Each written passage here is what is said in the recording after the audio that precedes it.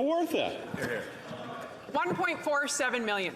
That's the number of Canadians who accessed a food bank in 1 month. Wow. The highest number in history, ever. 1 in 3 of those users are children. And what's the Liberals' plan for relief? More tax. They want to triple the carbon tax on groceries, triple the carbon tax on home heating, triple the carbon tax on gas.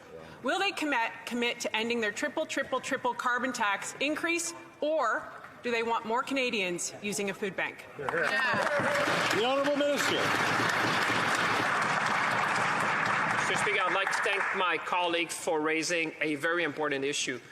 This is a matter that should concern every member of this House and actually concern all Canadians. The fact that she said that families are struggling, feeding their family, but also kids, is something that is of concern to all of us. That's why, Mr. Speaker, back in May, I asked the Competition Bureau to look at the issue that we're seeing around competition in the country, and more recently asked them to launch an investigation to make sure there's no unlawful practice. But in addition to that, Mr. Speaker, I did speak to the number of CEOs around the country to make sure they do their part to lower prices for Canadians. Hear, hear.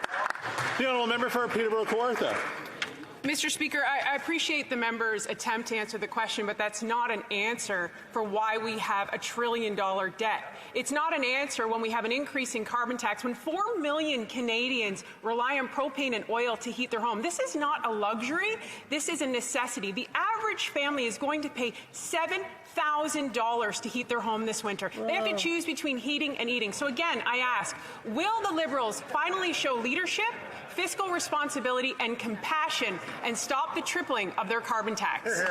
The Honourable Minister of Environment and Climate Change.